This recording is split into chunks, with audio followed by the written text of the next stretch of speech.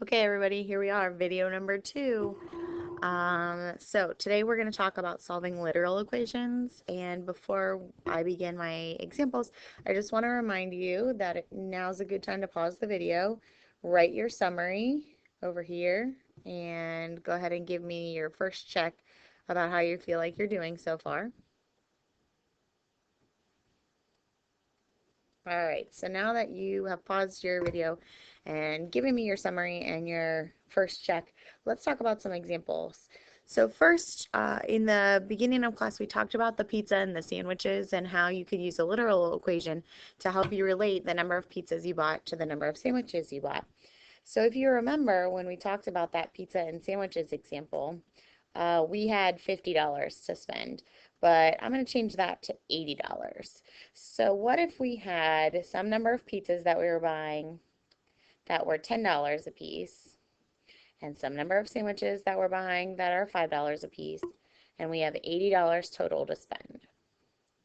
So you could write a literal equation with all of these numbers. 10p plus 5s equals 80.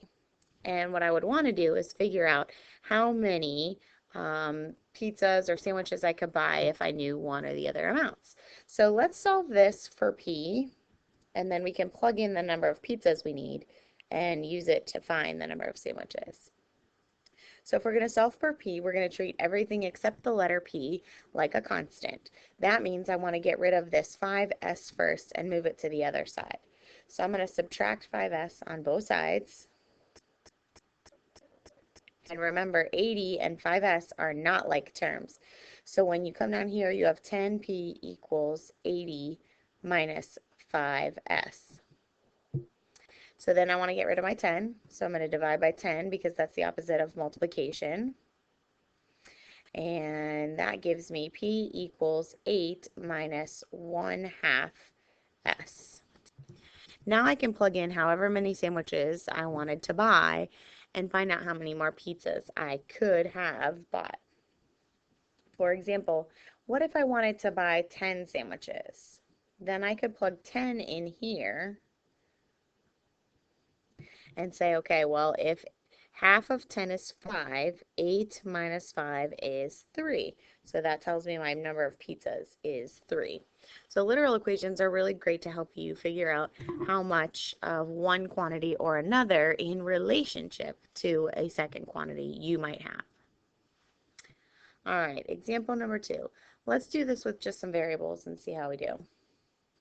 So for example number 2, I'm going to say, okay, what about the equation ax minus bx equals c? And I'm going to say solve that for x. And we want to get x by itself. That means we're going to treat the a and the b and the c all like constants, any number that you might do. And all we're looking for here is relationships between the a and the x, the b and the x, and the c and the x. So the first thing I'm going to do is actually use the distributive property and take my x back out front. Because remember, if we have x times the quantity a minus b, when I went through and distributed it, I would end up with an x in each term. So I went backwards and I used the distributive property to take that x back out to the front. Now, if you remember in distributive property, the operation that's holding the x to the parentheses is multiplication. So to undo multiplication, we have to do division. That means I'm going to divide this entire thing by the whole parentheses. And if I divide the whole thing by the parentheses on one side, remember you have to divide by the parentheses on the other. So a minus b is in those parentheses. That means this whole parentheses goes away. That's good. That's what we want. And now x is equal to c divided by the quantity a minus b. Okay? So there's a look at an equation that you might solve for just one letter. Let's try that again, but with a formula this time.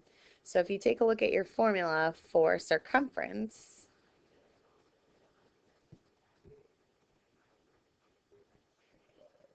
the formula is c equals 2 pi r. But maybe I wanted to know what happens if you solve it for r. Okay. So again, if we look at all of these, remember there's imaginary multiplication in between all of those terms put together. So to undo each of those multiplications, I will need to divide. So I'm going to divide first by 2. So I have c over 2 equals pi times r. And then I'm going to divide by pi again.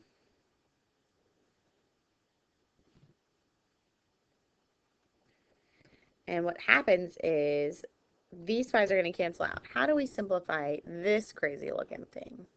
Well, if you remember, c over 2 divided by pi is really a fraction divided by a whole number, right? Even though pi is a crazy whole number, it's still a number. So we can put that over 1, and we can change our division sign to multiplication of the reciprocal. That tells me that the c is staying on top and the 2 pi is going on the bottom.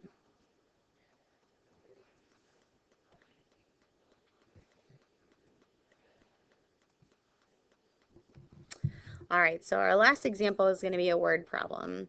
And it says, if you have gray whales, they're going to travel from Alaska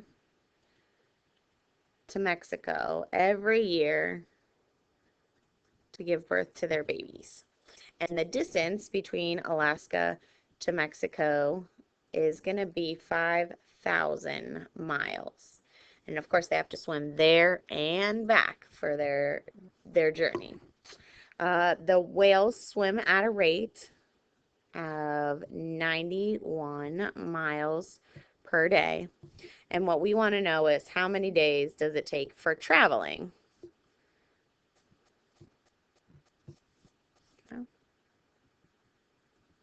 So the formula we're going to use here is distance equals rate times time.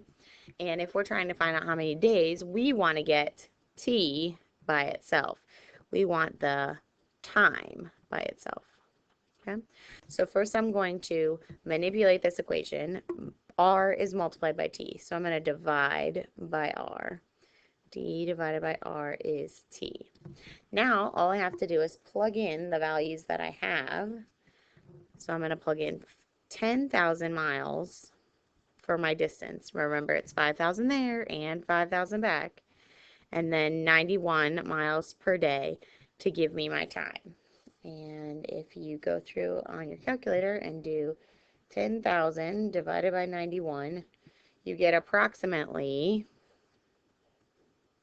110 days for travel.